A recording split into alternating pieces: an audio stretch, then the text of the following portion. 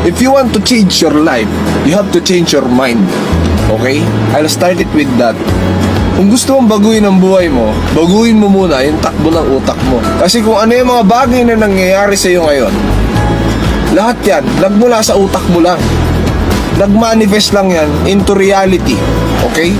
Why? Because your thoughts, okay, becomes your words. And your words becomes your action.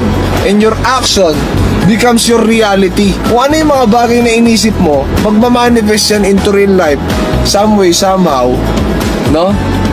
Kasi, yun yung laging tumatakbo sa isip mo. Hindi ka ba nagtataka? Lagi mo sinasabi. Pag hiningian ka, sinasabi mo, wala kang pera. Kaya ang nangyayari, lagi ka talagang walang pera. So kahit wala kang pera, anong gusto kong sabihin mga kaibigan? So kahit wala kang pera, wag mo sasabihin wala kang pera. Kasi ganun nag-work yung law of attraction. Yung iba sa inyo, baka nawiwirduhan sa mga sinasabi ko, no? Pero make a research about it on the internet. It's available dyan online, no? I'm pretty sure maraming kwento dyan, istorya, online, on how they use the law of attraction. And that's the same reason why gusto kong sabihin sa inyo mga kaibigan na sa akin tong sasakyan na to at this very moment, no? Niraramdam ko lahat yung aircon, yung feeling. Kasi mga kaibigan, in order to manifest yung mga bagay, no, into reality, kailangan mo silang hindi basta isipin.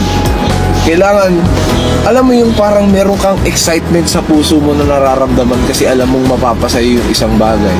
Yung feeling na yung crush mo, yung nililigawan mo, napasagot mo, parang ganun yung pakiramdam. Kasi nangyayari mga kaibigan, di ba? Pag bata tayo, tataas ng pangarap natin.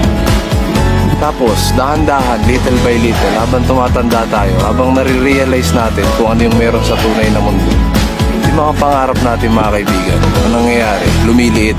Nagbubuksan yung mata natin sa realidad, no? Hindi katulad ng bata tayo, tataas ng pangarap natin. Gusto ko lang siguro sabihin na yung mga pangarap nyo ng bata kayo, buhayin nyo ulit guys, buhayin nyo.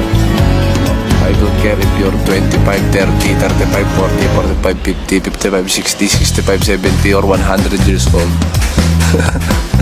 Kung meron mang 100 years old na nanonood sa akin dito, no?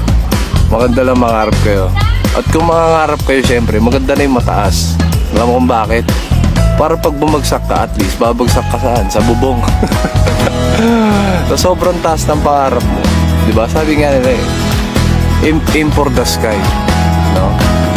And if you fail, at least, you fall on the roof. Hindi ko alam kung tama yung pinagsasabi ko. Hindi ko alam kung tama yung pinagsasabi ko. Basta nag-gets nyo yung punto ko. No? Aim for the sky. No?